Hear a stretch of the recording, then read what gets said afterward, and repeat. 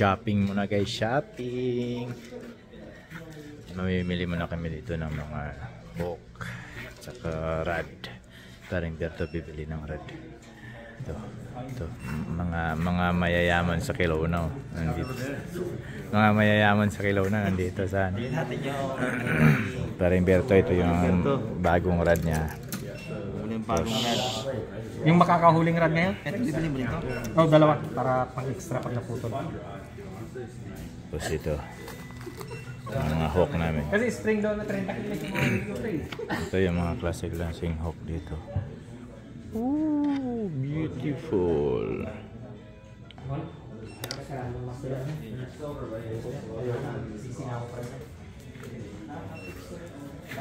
Ito yung mga rails dito ah. Dami. Kaso 300, 395. Kita mo yun? Yun, 395. Ang mamahal. Ha?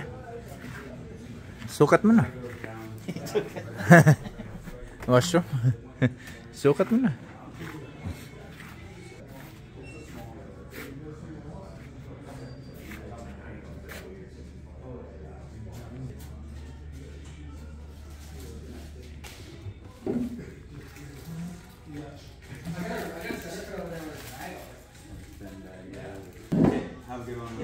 Is that yours?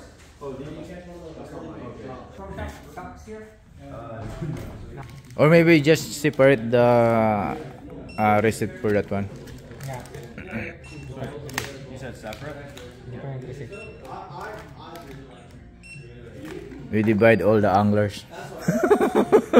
Anglers from Kelowna here. Oh, one more. Oh, additional. Sure. They're closed for 12 o'clock. Ito yung gamit niya. Oh. Ito set up na. Ito yung gamit niya. Magkano naman ganyan? Yung Their price $2. Number 2. 2. Ito set up niya. Puro marami siyang ganito. Ganyan. Oh, pwede na palang bumili ng So, setup na kabit ganyan. lang siya ng kabit. Those ones are 20, those ones are 12. This is 12. Ay, sayusin yung pagpipili dyan para makarami na tayo. Hoy, anong oras na?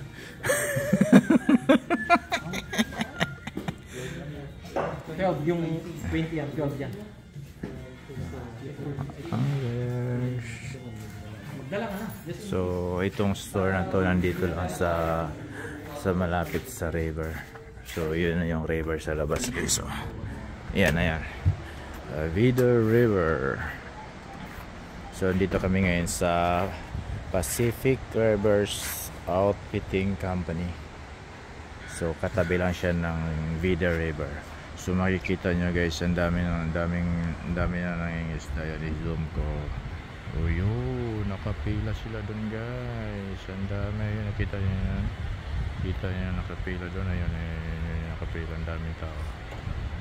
So, puntahan natin dyan mamaya.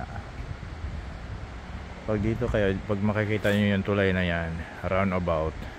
So, dito din yung Pacific Rivers Outfitting Company. Balikan natin yung mga kasama natin dito sa loob guys. Open sila. Ano ba na sila magsasara? What time are you closing, buddy? 5 o'clock? Okay. 5 o'clock. Come here at 4:49. 4:45. Sisit up na yung ride ni Parimber. Beach? Beach Road. Beach Road? Yeah. And do it now and then go back later too. When right before sundown. Where's Beach Road? Just go to the intersection there at Keith Wilson and then take a left. Go here? That way. So first intersection that way, past the roundabout, take a left, go down for about, you'll pass the, it's like, you'll see, it's a big sign that says Beach Road. Makinig kayo kasi yun. Stuff on your GPS.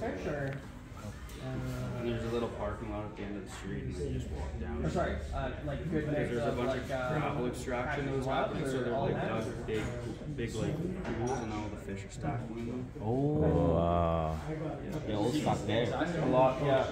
Like right now, at least from what I've heard, Sit. a lot of the ones in the pools are springs, but there's a run on the backside of each that like there's an old log that they're like stacked there that long far bank.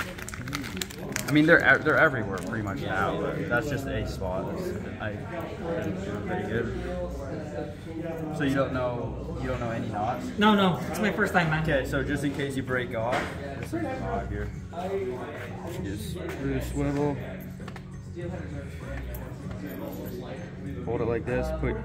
Put your pinky here to keep the hole, and then just wrap 1, 2, 3, 4, 5, and 6. That doesn't really matter. You can do 5 to 7. Back through the hole. And then you can either hold it off there and it's fine, or I like to do the improved glitch knot back through the hole I just made.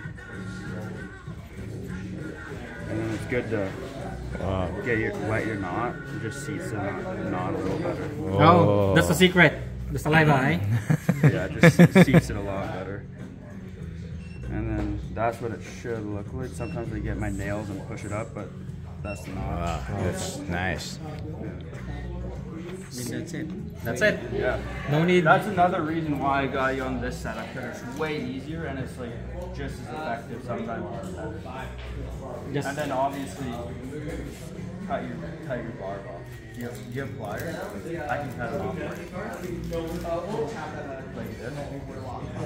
A little. Oh yeah, just cut it for me. Everything set up for me. Those. That's the most important thing, because if you get caught with those on, it's like a $500-$600 ticket. It's not fun.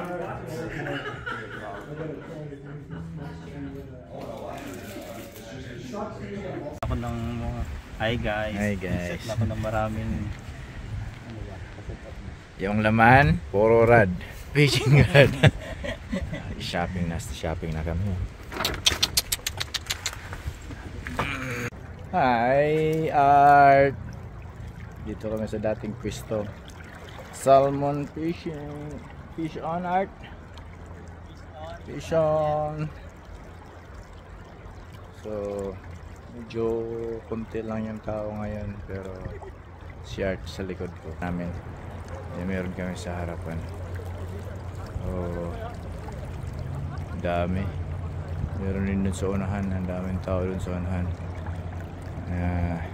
Buti na lang nakasot ako ngayon. So nasa gitna kami ng tubig yan. So hagis mo na. Salmon. A lot of people fishing here. Oh, may nakahuli. Tingnan natin kung anong huli niya. Wow, lucky guy.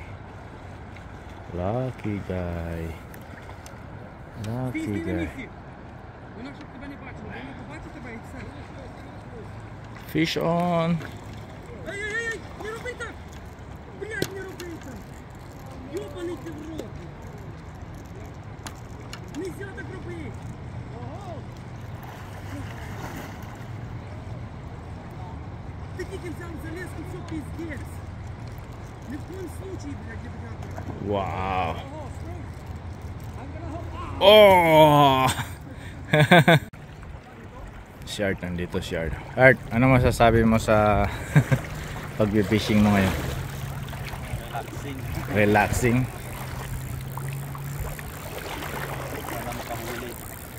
Sana makahuli daw kami ni Art. wala akong lumalapit na isda. Isda na lang talaga kulang. Andyan lang yan. Yun na! 1, 2, 3. Hello. Anong oras na? Wala pa rin kaming huli guys. Ayun si Art doon. May huli na daw si Berto eh, pero andun sila sa malayo. Hindi na kami pumunta, andun sila sa pinakamalayo. So hindi na kami pumunta doon.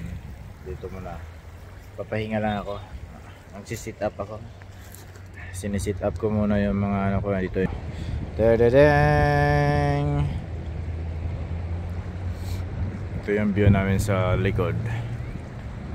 Oh, doon daming tao nakapila. Dito naman nakapila din. So, let's go! Balik na tayo sa fishing. Tara.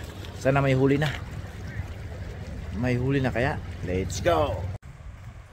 So guys, lamig na ako guys. Wala pa rin huli, papahinga muna ako. Nilalamig na ako, lakas na ng hangin. Kaya lakad-lakad muna ako dito. Puntahan muna natin yung mga kasamahan natin dito kung ano na, kung nakakahuli na ba sila.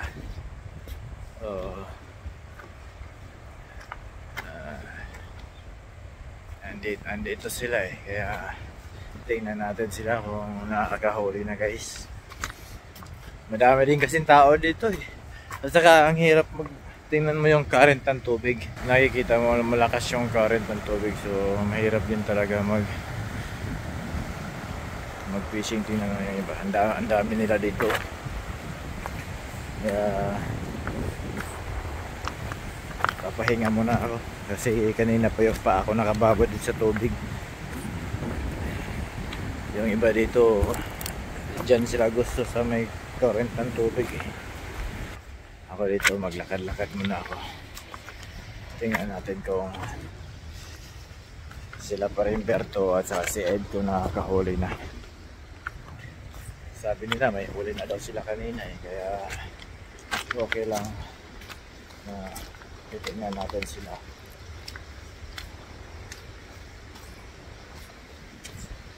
Sana makakaami na silang huli para may maiuwi eh.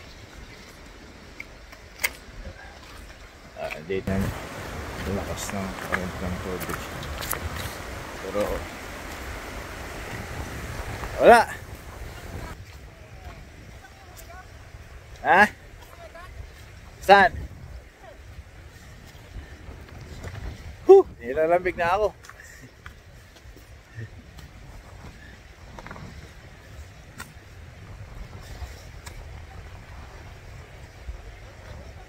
Ha? May huli na?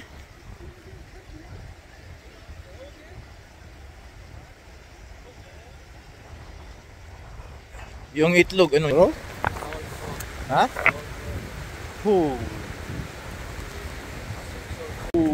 Look at that. Lalaki. Buhay pa naman to. Fish, got fish. Let's go. Turuan kita, pre. Ha? Wala. 4 o'clock na. Oh, ano yan, pre? Taba. Ha? Yun yung mga diskarte dyan. 4 o'clock na eh. Sa hapon.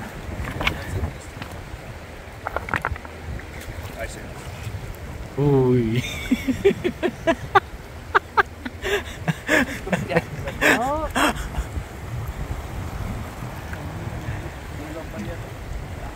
Nilabayan ng mga professional.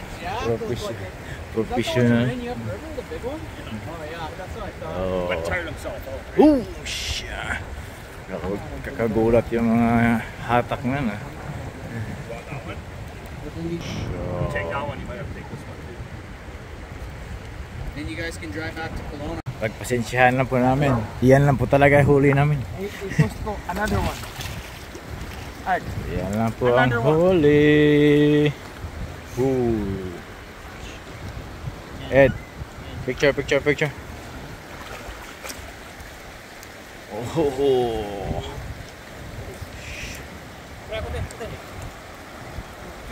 Mga angler sa Kelowna, oh. Maraming huli. Yo, what's up you?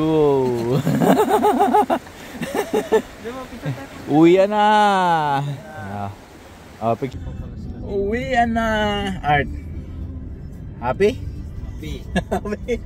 Yeah, ilang huli mo? Apat na huli niya. Ayan na. Tulog na ba Ed? Magsuot kasi kayo ng Bass Pro. Oo. Next time mag ano na full gear na kayo next time. Sayang. Kaso yung sa akin butas po. Lumangoy yung paa ko dun sa loob. Pumasok tubig. Pumasok yung tubig. Sakit pa ni ate. Okay guys, uwi na. Kinain? After hard work, gutom. Maghintay kayo magsara dito.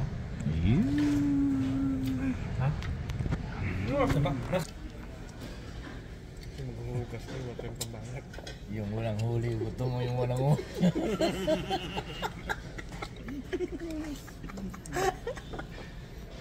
Meron naman huli.